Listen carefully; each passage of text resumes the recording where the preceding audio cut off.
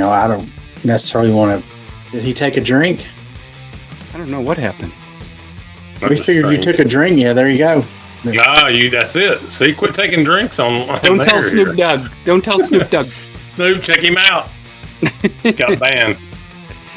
Well, that is all the time we have this evening on the Finders Flippers Resell Podcast. Gentlemen, episode 71.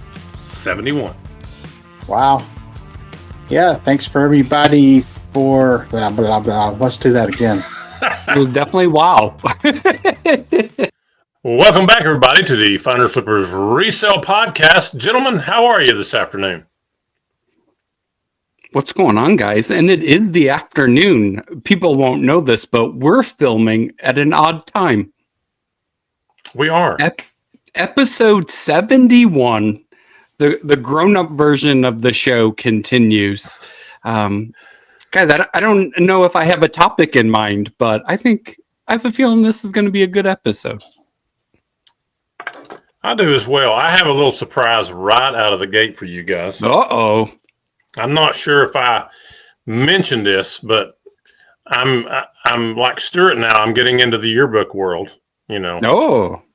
So, I showed that 2024 Maryville High School annual that I bought.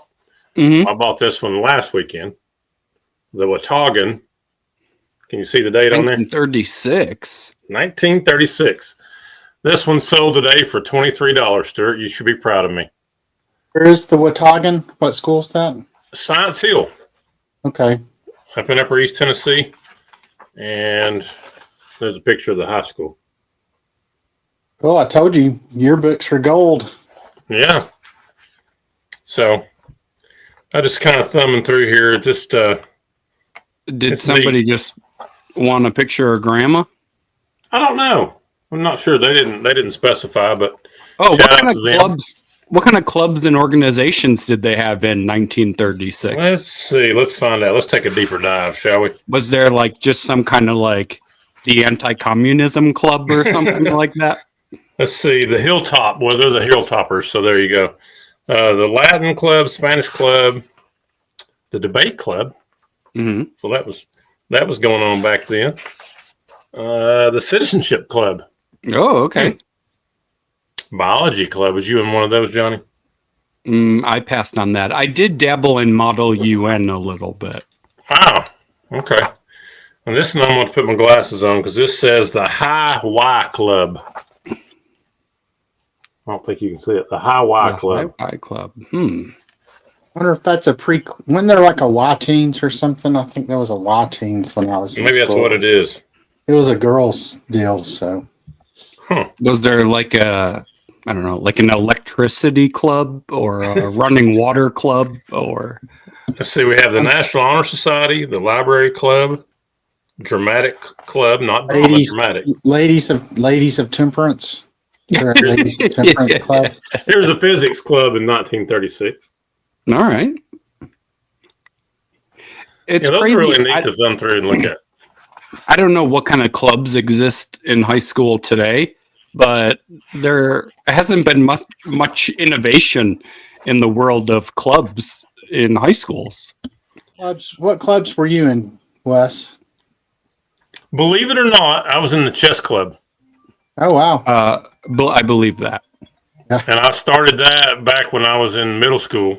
Funny enough, I got cut from the basketball team my 8th grade year. Oh. Didn't Michael Jordan also? He got cut his 9th grade year. Oh, 9th grade. And so here I've got brothers over at the high school and in college. They're all starring. And here I am, the youngest brother gets cut from a middle school team. But I got to go and I worked with the counselor there. And she got me interested in doing chess. She said, think of other things other than being a basketball player all the time. So I got to learn that in 8th grade, and I've taught my son, and he beats me repeatedly now. How about this here is for their basketball team. How about this for a podcast episode? Wes versus Stewart playing chess. Oh. Try that there with Mad Libs, isn't it, Johnny? Yeah. Are you a stout chess player? I haven't played chess since high school. I was not in the chess club, but I did play a little chess back in the day. I was in the ecology club because I've always loved our Earth, and I was the Y-teen sweetheart. So, guess I wasn't technically in the club, but I was the sweetheart of the club. So, Here's the last one we'll show you. Here's the who's who for 1936. Oh, wow. Okay. But I love the old yearbooks like that, the dress and the hairstyles, and that one's leaving today for $23. So shout out who bought it from me. Thank you. Yeah, I just listed a 1930 University of Tennessee yearbook, so very similar vibe to that yearbook there. Speaking of yearbooks, Stewart, and I wanted to ask you, and I think you have talked about this before, which sells better? Is it high school or is it college yearbooks, depending upon who's in them or what? Do you see any difference? I don't know. I've probably sold an equal number. I think it does depend on who's in them. It really just, the right person has to be looking, short of there being a celebrity in it that somebody wants. It's usually somebody who went to that school. I mean, the majority of the time, it seems like the yearbooks I sell, either somebody's asked me a question about somebody in the yearbook, they went to school there, or they're from that town. So,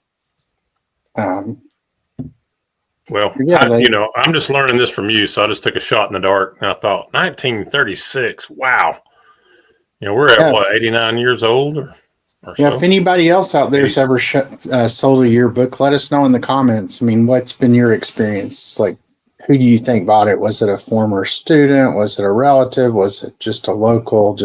Or just some random person? So, well, that got me thinking. Maybe somebody from the high school may have even saw it and thought that'd be great, to have.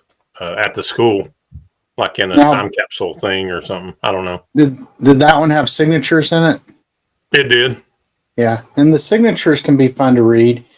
I mean, a lot of the 70s yearbooks I've found will have, smoke a lot of weed this summer and things of that nature. So I had a cool experience yesterday. I got a text from a lady who has a booth where I have a booth. One of the places, and I guess she's just got a lot of connections. We've talked about relationships and how important they are, and she's obviously got better relationships than I do, but she had I guess you'd call it a private estate sale almost, and I was fortunate enough to be invited, so very appreciative of that. But when I got there, they had a bunch of records. I know we've been talking about records a little bit lately. These records, there were probably 10 to 15 Grateful Dead albums, 10 to 15 Bob Dylan albums, some Led Zeppelin albums. I mean, just kind of Grail type albums for selling. So I thought, maybe I'll see how I can do in a Whatnot show with records, because I've never done one and I've never had that type of record. I mean, I've had some decent ones, but those are like really off the chart type records. And, had a sale and ended up doing over $300 in just a couple of hours. Wow. I sold a few other things that I'd gotten there, but it was mostly focused on records. And I do wonder now, because I did it in the estate sale category, not in the vinyl records category on Whatnot, because I had a mix of stuff and I just put vinyl records in the title. And now I kind of wonder if I'd have done vinyl records only and actually done it in the vinyl records category, if I would have even had more people show up and maybe done a little better. I mean, I've still got quite a bunch of them left, so I may try another one. Maybe mix in some of those records you gave me to sell to Wes. So yeah, mix them in. But yeah, that was exciting. First time I'd ever done vinyl. A little nervous about the shipping, because I know people are particular about how the records are shipped. But I mean, I think the person who bought the most bought 18. Oh, wow. So, I just stacked them, wrapped them really tight with bubble wrap, and, so I minimize movement in there and send them on their way. So hopefully they'll be good. I mean, the problem with Whatnot, I know some people like to pull the vinyl records out so they don't cut the sleeve. And, these weren't mint condition, so I think I'm okay with what I did. Anybody who sells records, let me know if I screwed up in the way I shipped them. But, they're packed in a 14 by 14 by 6 box really well. stacked up. I didn't have any record mailers for the people who just bought one. So those also went in a 14 by 14 by 6 box. So probably a little bit of overkill for one album, but that was fine. It all worked out. So no, Grateful Dead and those kind of vinyls are really, really neat. I'm always intrigued by like categories where there's experts in and then not being an expert. Like something like records or like golf, where, like the type of shafts and all of that kind of stuff, just because like those people that are experts or at least acclaimed to be, like they can be so picky where you're like, I don't know. You want the stiff shaft. You want a flex shaft. Come on, John. I always like, even with golf clubs, I get all these questions and I'm like, I'm just a boy, like, I don't know. I found this at a yard sale. Come on. I know, like I'm not Jack Nicklaus. I'm not going to lie to you. I bought this at Goodwill for $4. So, so your guess is, but I know with records, like Stewart, like you were saying, like I've always heard like take them out and put them in something. And I'm, my problem was with 18 of them. I mean, do you stack if I stack the vinyl on top of one another, they might scratch. And then if I start putting I don't know. I can see if somebody buys one doing all that, but. And then doesn't vinyl have levels? Like condition levels? Like. Oh yeah, absolutely. And these were by no means mint. I mean, there was already wear to, most of the records themselves, and I tried my best to disclose everything in the show, like any scratches I saw. Really didn't see anything with any like huge deep scratches. There were some scuffs and minor scratching. And then a lot of the inner sleeves were already split at the bottom anyway. And then the covers were, they were decent. They were definitely well listened to records as far as, they weren't somebody who just bought them and set them on a shelf and never played them. It didn't look like. But that's nothing a glue gun wouldn't fix, right? You could. Yeah, now the sleeves weren't. The covers weren't coming apart or anything. It was the inner sleeves. Some of them, they're just paper, and that's. I think that's the reason people want you to take the records out, because when they slide around in shipping, they can split the bottom. But I think with stacking 18 together like I did, and I think in another case somebody bought 12. I just wrapped them as tight as I could in bubble wrap without. I didn't like vacuum seal them or anything. But, hopefully someone like Snoop Dogg bought them and they're just gonna tack them to their wall and it won't matter. Well, the good thing is the person who bought the most lives in Nashville, so it's not going to be in the box too long. It should get there relatively quick. So at least there'll be a minimal amount of handling, I guess. Johnny, I gave him 30 albums the other day. Our little video. Yeah, I saw the video. Some of them were double albums.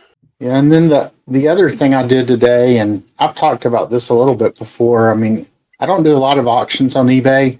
When I do, it tends to be on items that I'm pretty confident they'll go for, some amount of money, but I also don't want to shortchange myself by just putting a buy it now on it. And when I do that, I almost always start them at 99 cents. I am a gambling man, so so I had a book from 1866, so right after the Civil War, and it was a book about the Civil War from the Confederacy's point of view. I can't remember what the name of it was, but anyway, if it was in like mint condition, it would probably easily be $100 book. And I may have talked about this in the last show, but so anyway, I put it on eBay. The cover is attached, but it's coming off. So I put it on eBay starting at 99 cents. So if anybody likes Confederate or Civil War history, rather, that listing's in my store and you can go bid on it and maybe get a really good deal. So I'll be surprised if it doesn't go for at least $30 or so, just based on the conditions. I've got a listing I'm getting ready to put on this shirt right here. Give me a do. Oh, great! It's a great little find. This shirt is in nice shape. I'm not going to keep. Yeah, I almost put my sunglasses on. Did you see Johnny's eye twitch a little bit when he saw you wearing that thrift shop shirt there? He's like, it doesn't bother me. I had to turn the brightness down on my monitor. Can you see me, Johnny? Hey, this is a thrift shop shirt here. I just, anytime I see cool ones, I pick them up, and has been washed. So Yeah, this one's been washed as well, and it'll be washed. No, I'm again glad to hear before I that, guys. package it.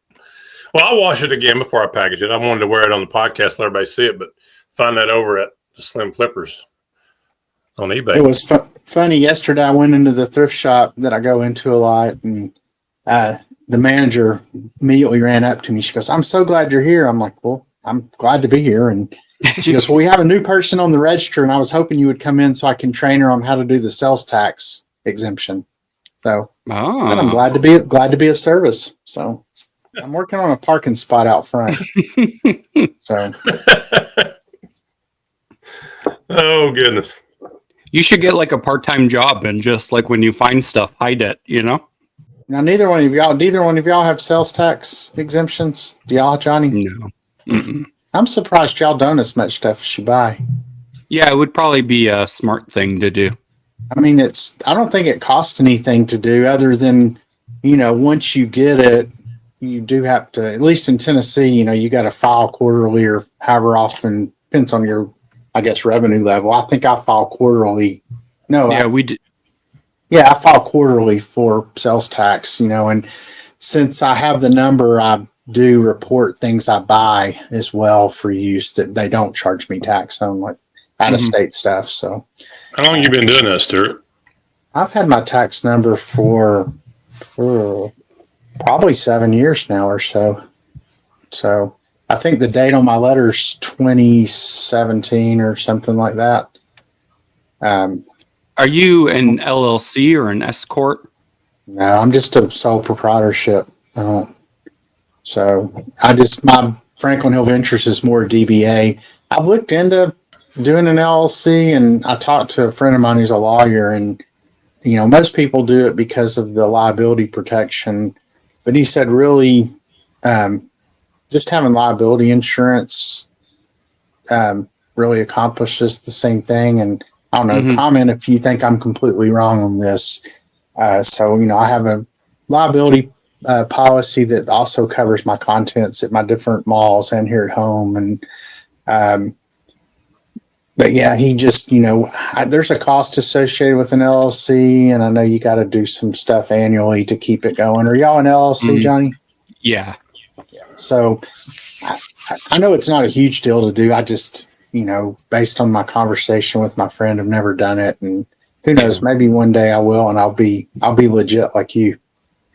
The problem is, like, I haven't been able to add it to our eBay account, and all the research that I've done is it's easier to start a new account and open it with the LLC than it is to get eBay to add it, because a lot of times they'll just tell you they can't. So I haven't connected it to our actual eBay, but we use it for everything else. But I just, like, every year I get a reminder that it's expired, and then that's my reminder to go renew it. So it is kind of annoying. Yeah. So, but with the type of LLC you have, do you still just do Schedule C on your personal income taxes? Yeah. So yeah, it's not like a separate tax return for your LLC then. No, and I know there's a couple of levels of LLC. I think if you have more than one person, do y'all have both of you named or just one of you named? No, it's just Lizzie that has it. Yeah. So it's like I think her once job. you get into two people, it gets a little more complex as far as, I mean, I don't know that it's hugely complex, but I think the taxes change. Because I know, that's what my friend was telling me. He said, he said from a tax standpoint, it's just like a sole proprietorship and an LLC are exactly the same. If you just have one name on there, it's still just a Schedule C under your personal income taxes. Lizzie's mom is like a seasonal H&R Block person. So she handles like all of our stuff, but we've actually been talking about actually getting a CPA and like meeting with them and really kind of diving into it, because we think what she saves us, because she does it for free, which is why we have her do it, a CPA that we would have to pay could probably find us some exemptions and things like that might wash out the cost anyways. How long has Lizzie been a full-time reseller? So October will be 3 years. 3 years. Do you think you'll ever get to that point? You know what? If it wasn't a health insurance thing, and I think we've talked about this before, if it wasn't a health insurance thing, I might even consider it now. But God, something goes wrong, and all of a sudden you've got the bare bones of everything. Ugh. Yep. And I also think I would be really bad about having like a retirement savings. Because now, like my working for the hospital, it's not a 401. It's a, what is it, like a 403? 403B. Yeah. Yeah. 403B. So like I just like have a percent that goes in there, and I don't think of it. Yeah. But if I had to like set it up, I'd be like, I'd get to it. Yeah, I'd get to it. And then all of a sudden, I'd be like, they match it? Do they match as well? Yeah. It basically works the same as the 401k, but since they're a nonprofit, it's that instead. Yeah, that's what I had at the hospital too, is a 403b. But yeah, I mean, you do lose a lot of that kind of stuff, like employee matching on your 401k or 403b, and health insurance and just life insurance. There's all kind of employer provided benefits. Plus they're paying your Social Security tax. Well, you're paying them. They're paying part of it. Part of it. So yeah, I think like you forget or you don't think of how much is covered. And so you're like, oh, well, insurance will be this. And if I add this to retirement, like it won't be that bad. And then all of a sudden you're like, whoa, this is more than I thought. I'll be part-time for a long time. Well, and when you start thinking about it, just take whatever you spend on inventory. And I think we talked about this last time. Take whatever you spend on inventory in a year, and then, there's a maximum amount you can make based on that inventory spend, because, if you do a certain margin, it's you're lucky if you double your money. So, yeah. And that's the thing, like you think like, oh, well, we'll be 2 people, so we'll buy double. And we'll make double. Like it's so easy, but we're already taking the best stuff we can find. So even if we buy double, we're buying double of lesser stuff, which means we really need to probably triple or quadruple what we're buying. And like for us, all of a sudden that's like 5,000 listings, which would be predominantly closed. And it's like, I don't like, then now I'm buying like storage units or looking at another house, which I can't afford because I no longer have I don't know. The adult part kicks in real quick when you think about that. Back to the adulting thing again. And I always run the fear of like, I enjoy it because I don't need it. Like it's me. Lizzie's full-time job and she can do it. But like if it's mine, then like a slow day or a slow week is all of a sudden a big deal. Or a slow month or, whatever it is. Or, oh my God, we're going to go on vacation and shut the store down for a week. We can't afford that. Right. And then all of a sudden it's like, it's not fun anymore. It's like right now you have that autonomy. You can just do, hey, it's fine, not a problem. But like you said, it becomes a quick problem when this is your livelihood. Real quick. And like, and that like right now we have the best of both worlds where the business is doing well and I have a job. So like, we're kind of having our cake and eating it too. But I mean, who knows? We could get banned there could be something up on eBay that we don't know that's not allowed and the account's gone tomorrow. True. Yeah, I was curious, Wes. It made me think of that. I saw that question that person had asked over on Spotify about getting reinstated on Depop. Left a comment. So, do you ever look and see like what kind of traffic we're getting on Spotify? Is it pretty minimal? Yeah, I haven't seen much. That's about the only ones I've ever seen on there. And when I looked and saw that, I was just curious, since somebody left a comment, that means at least one person watched it on Spotify. But yeah, I mean, I can see some of the watch counts. I think our best videos got like 13 or 14 views. Oh, okay. But, So they're like 9, 11, 14. But right now, there's 69 of our episodes that are on there. yeah. So, and this is episode 71. I just finished on Spotify. I just finished the David's last one with us. Well, with you guys. Yeah. Did you ever answer that, Johnny? That question? Oh yeah, I saw it the other day and I didn't know how to send him anything other than commenting, so I told him to message me on Instagram, but I don't know if he has or not. Can you kind of quickly cover that, what the question was, and if people haven't seen our other one about Depop? Oh yeah, so part of Lizzie and I's Frizzy's Finds account, we got to chat with Depop a couple weeks ago, and they had created a Google Doc form for us to share with anyone. So anyone out there who maybe had been done wrong by Depop and had their account banned, it's a form. It's a Google Doc form that you can fill out and submit, and it will go directly to Depop, and they will, at the very least, review your account. So if anyone out there listening and you were banned by Depop and would like to have it back, email or IG us at Frizzy's Finds or frizzyfinds@gmail.com, and we'll get you the link and see if you can get back. You got Stewart back. Y'all try not to giggle, but that you can get more information on that in episode 69. So there you go. All right. There you go. Johnny couldn't help himself. So giggity.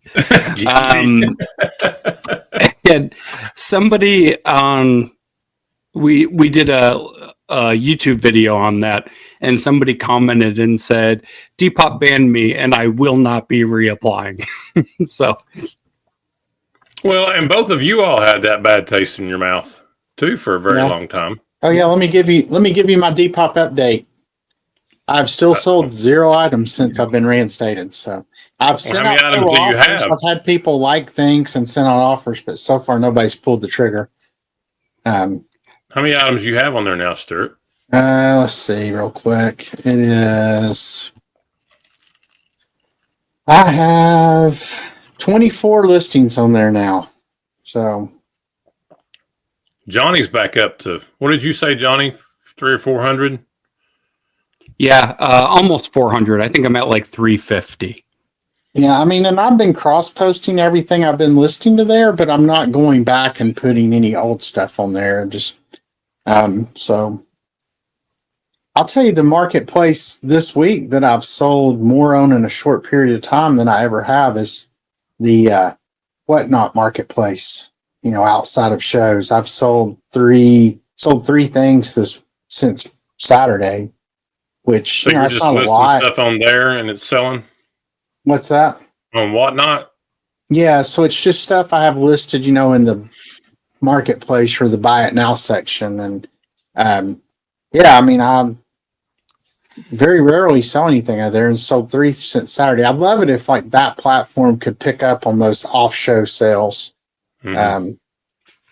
So I have wondered about going on Whatnot for the static listings and just stopping Mercari and just trying Whatnot. I don't want more, I don't want another platform to have to track. You wouldn't be doing any live selling, would you, Johnny? You just do all static? Yeah. And I don't know if, I'm sure the more active you are on the platform, the more the algorithm likes you and things like that. But I mean, it's been maybe 2.5 weeks since we've had a Mercari sale. And Stewart, I think we talked about this a couple episodes ago. It takes 2 seconds cross-listing, and that's the only reason that I still put things on Mercari, because I literally am done in 2 seconds. But any more effort than that, I don't even know if I'd bother anymore. that's kind of how I am with both Poshmark and Mercari, and now Depop too. I know you said Depop you thought it was kind of intensive, but I don't know it. I don't know with what List Perfectly fills in. It's really the only things I have to choose are the category, and it always has the suggested category, and I generally just pick the first one. It's close enough. And then I do have to put in the condition. Oh, sorry. Mm-hmm. So, do you create your listings through List Perfectly or through eBay and then import? No, I do everything directly in List Perfectly and then push it out to the 6 platforms that I cross post on. So one thing that I have noticed, we just out of habit post through eBay and then import and then cross list that way. And we have found that if we use Vendoo directly, like post through Vendoo, more stuff is filled in than if you do it the way that we do it. So it would definitely behoove of us to like get in the habit of doing that. I don't know that we will, but for us with Vendoo, then like I have to pick all the styles. I have to pick, if it's dead stock, vintage, pre-loved, I have to pick modern. I have to pick, what it weighs. A lot of times I have to re-enter the size so that like all of a sudden it's like click heavy. Where like Poshmark and Mercari are pretty much already filled in, and I just hit list. So that's where that came from. But I did notice that about Vendoo.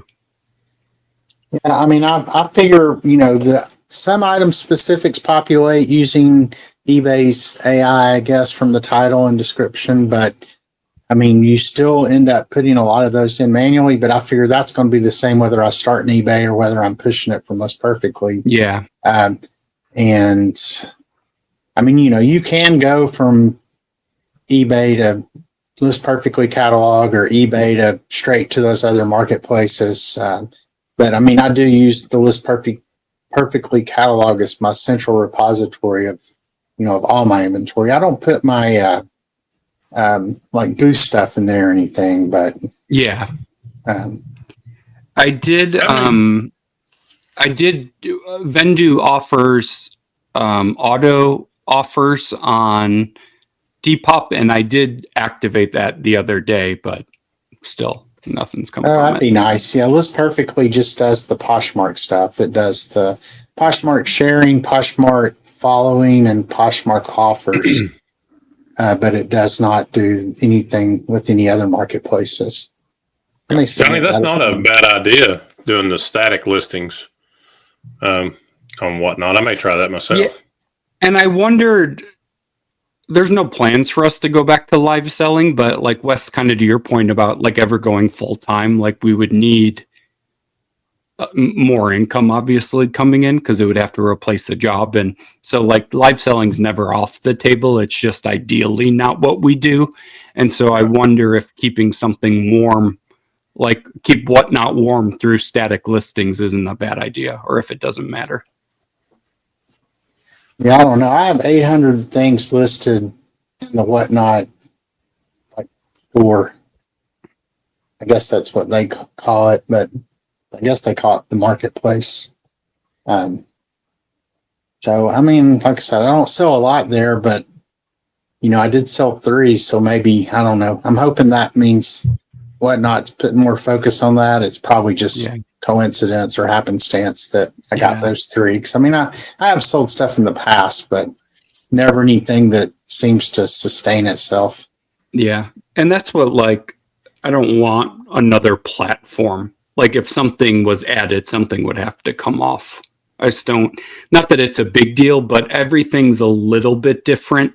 And I just don't want that many like. Yeah, but Johnny, you used to be kind of big on Whatnot. I mean, as far as selling your hats and things. So yeah, I mean, at one point it was our number 1 social media following. So I mean, the familiarity for you, I think that would be an easy thing to go right back into, especially if you're just doing static listing anyway. Yeah, I don't know. Yeah, I don't know how many. It's been so long now. I feel like it's probably like a different world, Do you guys want to hear something funny? I do. So this is how much I'm not excited about being back on Depop. So I have, at the bins a couple months ago, I found a Larry Bird shirt on a nutmeg tag from the mid 90s, and it still had like the Kmart tag on it, right? So it's like totally dead stock. Well, this kid, I'm going to say kid because it's Depop, and I just assume everybody on Depop is like 12. I had the shirt listed for $99. So he sent me an offer for $78. And I was like, that's cool. I'll take it. Except now with Depop, they're not binding offers. So it's kind of like, hey, if you were to offer me that, just so you know, I would take it. Like that's kind of how it works, which is kind of stupid. So again, I accept the offer. The guy comments 10 minutes later and says, I can do like 60, truth be had. $78 for a Celtics shirt is crazy. And so I wrote and said, well, you're the one that made the offer. I go, you made the offer. Like you sent it. So the user's name. I'm not doing 60. Yeah. So the user's name, because whatever, his name is Rhett, but his username is you need them shirts. That's his username. So I thought I'd be funny since he sent me that stupid, like, whatever. I said, guess you don't need them shirts.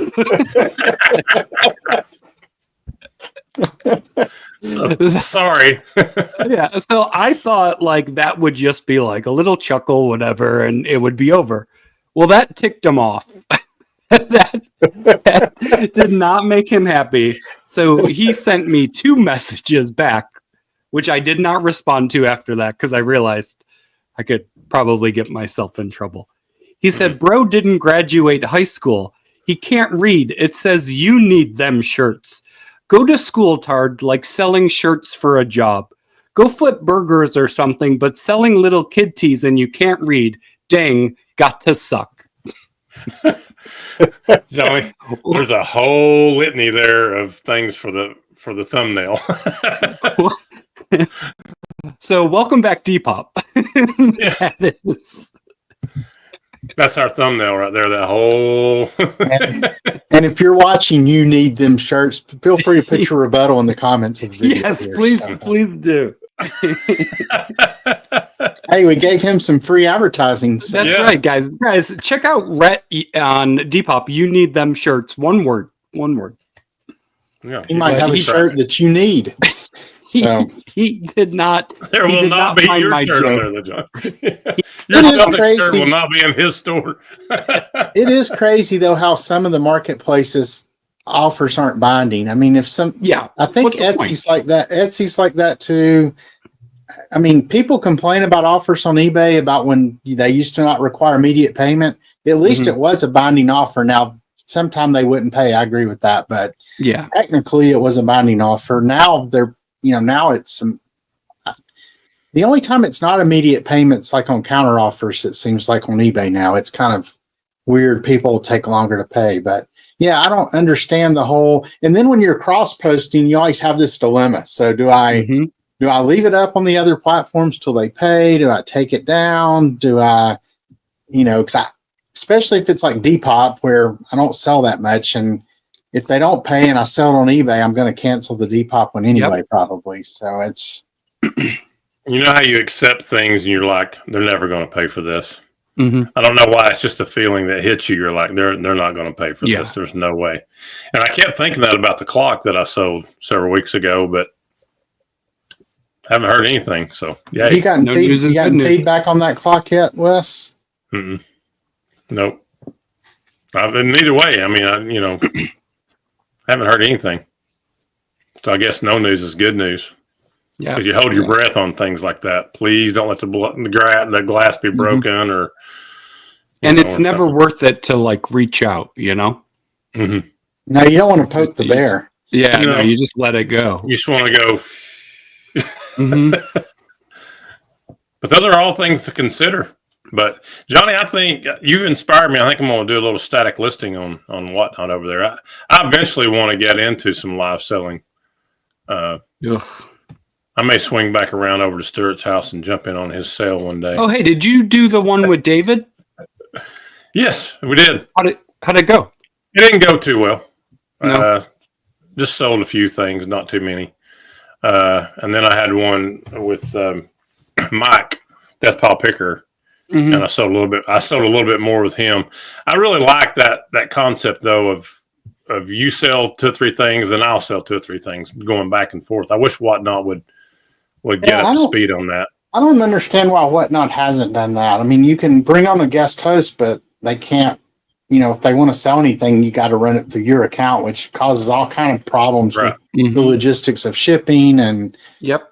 with return addresses and all that. So you would think with the district platform having done that, that Whatnot would have looked to do that. Because Well, even from like a tax purpose, like there was. there's all kind of issues that come up on Whatnot if you try. And there used to. I don't know that you see it that much anymore. You used to always see they had those things where 2 people would sell, but I know one person had to take all the money and then PayPal them or Venmo them whatever money. And then. Well, even on a couple of these sales where we didn't hit the right button and switch over to like my selling part, like either Mike had sold 2 on mine or I did 1 on his, and we ended up having to logistically figure that out. And that was just a pain just for a couple of sales because I had to go all the way through there. I had one night, I think I had 27 sales and 2 of them were his. But yeah, that's a pain, but I wish they would get that figured out. I think there'd be a lot more people be more apt to want to. I like selling with somebody. I don't know. Well, it would definitely encourage collaboration, So Whatnot, if you're listening, let's go. Yeah, I'll look into that because I'm curious if that's anything they're even working on. I haven't heard anybody say they're working on it. So that would be good for you to pose a question if you could get to them, Stewart. I don't know how you could, but something to consider. There's a lot of things I like about the Whatnot platform, and I will say they're constantly improving the selling experience. The whole interface is so much nicer now than it used to be, and and you were talking about Johnny. You haven't been on there in a long time. It's the core stuff's the same. You would catch right back on, but just the ability to easily see pre-bids. That's the one I asked for forever, and they finally put it in where you can just click a button and see your pre-bids. So it was nothing worse if you had 100 things in your catalog having to scroll through every time, every 5 minutes. So I have any more pre-bids. I know back in the day when we first started doing Whatnot, Lizzie used to do a show with one of her girlfriends locally. And I had to tell her, I was like, at some point, you got to think about the tax ramification of this, because everything that you're selling that she's selling is showing on our account, which doesn't matter. You can send her the money, but at some point we're going to get a W-2 for that or whatever, a 1099 for that. Yeah. And if it's all of a sudden, if it's $1,000, then you got to say hey, you owe me $200 or, whatever it is. It wouldn't be a big deal. It's just more record keeping. You just have to. I mean not tracking it. You know what I mean? Yeah, basically it's just a consignment payment that would come off, your revenue, just like any other fees or something like that. But just that's how I do my consignment stuff. I just have a column for consignment fees, and if I sell it for 20, that's what's going to show on my 1099. But then, I sent $10 of it to the consigner. Yeah. I feel like it's just another thing to track, where if it kind of showed as separate transactions. Oh, yeah, it's definitely nicer because, that's why I don't do a ton of consignment. It's just a pain to, it's not so much the tracking with me with consignment. The thing I don't like about consignment is everybody's got expectations about how quickly you sell something, what you're going to sell it for. And apologies to consignment chats, but and I do some consignment where it makes sense, but I try to just buy stuff outright if I have the option. So, well, I I have no expectations, especially with the Beanie Babies. Yeah, you're one of the few It's like a people that do millennium. consignment for. And ours is just a handshake agreement. So Yeah. Get it done whenever. But You yeah, sound the like- last batch that I had, I gave to him, Johnny, as well. So you sounded like Doug's mom when you said that, Wes. I know. Listen, dear, I know you called on Sundays. You always do. Yeah. What was Snoop, that? call your mother. Shout out to Doug's mom. Yeah, shout out. What was that coffee talk with Linda Richmond with the old Mike Myers skit on Saturday Night Live? Yeah. Here's the topic of conversation. Talk amongst yourselves. She's getting verklempt. Rhode Island is neither a road nor an island. Discuss. Yeah. Discuss. Talk amongst yourselves. And if he get choked up and you start holding his chest. It's funny. We did receive our first $1 offer on eBay the other day. $1? That had never happened before. It was one of the first times I ever just straight declined an offer. $1. Now, what was the item? What did you have it listed for? Nothing. It was a pair of like Nike leggings that were listed for like $20. So it wasn't like a huge whatever, but I was like $1. I was like, how do fees even work on $1? I may do little passive aggressive things once a week just to, we can have a new segment in the show. And it'll Johnny's just be passive like, aggressive this week. well, now it's going to be, now it's time for what Rhett said this week. And then I'll update you guys on what Rhett's response. We need to create a little jingle that's like an intro to, then Johnny's face like popping around. I'll throw you in a little jingle, Johnny. I may reach out and ask him if he would be interested in a sponsorship deal. Johnny's passive aggressive chat of the week. I like it, Johnny. We probably need to send you a couple more pictures, don't we? Yeah, that'd be swell. I'm gonna send you one in this shirt right here. I'm about to ask your wives to send me photo albums so I can just take pictures out of old photo albums. There you go. Just took 2. I'm gonna send you one too.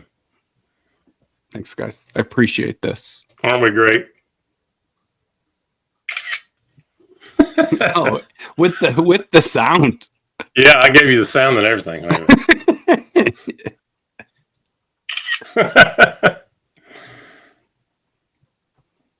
Yeah, I've really maxed out my creativity on the same 3 photos. I've tried really hard to mix. You have done well. I will give you. Yeah.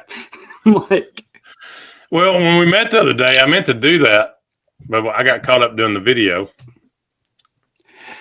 Anytime I make thumbnails for our Frizzy's Finds video, Lizzie's always like, "Don't use that photo again." And I'm like, "You know how terrible you would be on our podcast?" Because I go, "We're on episode 70, and I have 3 photos to circle through." So, Wes and I were both young men when those original photos were taken. I'm starting to get excited about my jazz outing tonight. We're going to eat dinner at Soccer Taco. And then, Soccer Taco? Listen to a little jazz on the square. So, no, Soccer Taco. Is it it's just a Mexican restaurant. I don't know why they call it Soccer Taco, but is it over on Market Square? There is one on Market Square, and then there's one on Kingston Pike. Which one are you going to? Market Square? The one on Market Square, yeah. Go ahead, Johnny. It's in the center of Knoxville. Yeah, visit Knoxville.com. Soccer Taco. Serving delicious tacos since 2022. Oh, it's been longer than that. So 1996. Yeah, we'll go with that. I hear football tacos is a little bit better. Football burrito and soccer taco. So what will you go with? What's going to be your food item tonight you're going to eat? I don't know. I usually get some type of burrito, or fajitas, but we'll see. chicken fajitas. Yeah, we don't Vaginas. go to Soccer Taco that often, so I don't know the menu like I do at some of the other Mexican restaurants. Oh, we went to the winery on Saturday. Amy had given me this gift certificate for Christmas 2023 for this winery, and we just got around to using it this last weekend. But I mean, we're neither one of us are like huge wine drinkers, but they had a barbecue food truck, and it was really good. Got a brisket sandwich, but then they had a band playing mostly like I guess 70s kind of country rock, outlaw country, that kind of stuff. But the bass player was 92 years old. This guy was incredible. Wow. We think the youngest Maybe he was person in that yearbook. Yeah, he might have It could have been. been. Let me look him up. I think the youngest person in the band was about Music 75. club. So, Yeah, I'm in that Wataugan, 1936. I'm in the music club.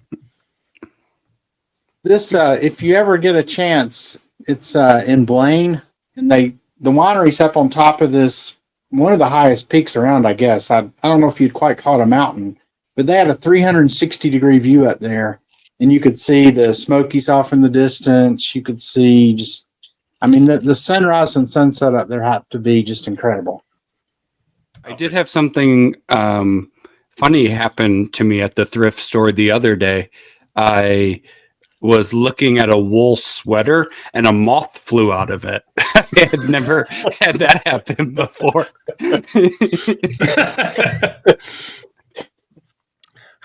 I got to tell you on one this morning, I'm jumped back into trying to sell on Facebook Marketplace. And I've got a typewriter and I had a sewing machine, some other things on there. And I had sold this sewing machine about a year ago. And for some reason, I did not take the listing off. I just completely forgot it. Well, last night, this guy says, "Hey, I'm interested in this." And I thought it was the typewriter. Okay. And yeah, I can meet you tomorrow. It's going to work out. He was coming down from La Follette, Stewart, and going to meet me in Knoxville. I said, "Okay, yeah." He calls me. He said, "Give me a call so we can, firm up because I don't want him to keep texting back and forth." So I called him and he said, "Yeah." He said, "I'm really excited to get this. My wife's going to do a lot with it. She loves to sew." And I was going, "What does sew have to do with typewriter?" I said, "Wait a minute. You said what?" And he goes, "Yeah, I'm getting this for her. She loves to sew things." And I went, "This is a typewriter." So my mistake. I missed that, but I'm glad neither one of us left yet, because how embarrassing would that have been had I met him with a typewriter and he thought he was going to be getting a sewing machine. So always take your listings down. You better take care of that. So that's hilarious. That was my experience today. I have sold, I think I've sold 3 typewriters on Facebook Marketplace, like vintage ones. Mm-hmm. And every time it's just the most peculiar person that buys them. I mean, just like off the wall, just characters. So they're probably getting the typewriter to write their manifesto. Exactly. Listen carefully, and the X is missing. I had one lady who was like after she bought it, kept asking me all these questions about it. And again, lady, I just bought it from a thrift store. Right. It goes back to your $4 sale. You're like, "Listen, I don't know what's going on here. This is..." Yeah. So it's something with the ribbon, and like she could not just figure out this ribbon. And like, it's just, and finally I went on Amazon and I was like, "What's your home address? I'm going to send you a new one." And I literally like ordered a ribbon and sent it to her because I was like, I can't, it's either that or I'm going to block this lady. But honestly, it's kind of nerve-wracking because you're like, "I know nothing about this." Okay. Mm-hmm. Nothing. It's got keys on it and I can hit it like that. That's about it. Mm-hmm. I'm dating myself here, but my high school graduation gift was a typewriter. Oh, wow. Oh, Wow. Not a word processor? Well, no, it was not a word processor. I mean, it was a fancy typewriter. It did some pretty cool stuff, but it was still just a typewriter. Didn't have a little LED screen or anything. Mm-hmm. Talking about a gift that, usefulness went away pretty quickly because it was, about 2 years into college that you could use the word processors in the data center to do stuff. So one of the other times I was selling a typewriter to somebody, we met at a Goodwill, and I had gotten there and I didn't know like if she was there yet or not. It's always that awkward like kind of meetup. Well, I was in that Goodwill and they had a typewriter in the Goodwill for like $10, and I'm selling mine for like $100. So I hid it. I hid it so she wasn't walking around the store and was like, "Oh, I'll just buy this one instead." Did you swing back and buy that one after you sold it to her? No, after that, this was the last one I sold, and she was again kind of cuckoo, and I was like, I got to get out of the typewriter business. Well, once I sell this one, I'm out because I've sold 2 or 3 of them myself. I gotta get out. Every time I see one, I'm like, don't do it, don't do it, don't do it, because they've always sold quick, they've always sold for good money, but it's always been a very odd interaction. Mm-hmm. It's funny to watch when I usually sell them out of my booth when I get them, and watch kids. They're just like fascinated by these typewriters because I always leave paper in there so people can see that they work, and they'll go over there and type messages, and like you haven't lived till you've typed a 20-page report on a typewriter, and you get your correction ribbon or your autocorrect, and it's just, I can remember when word processing first came out. You're like, man, this is incredible. Well, that is all the time we have this evening on the Finders Flippers Resell Podcast. Gentlemen, episode 71. All right. Yeah, thanks to everybody for watching. Enjoyed this episode. Kind of just freeformed it for an hour, but got a lot of good info. And everybody watching, make sure you like and subscribe. And we will see you next time. Well, gentlemen, have a great week of reselling, and let's talk soon. Sounds good. Bye, Rhett.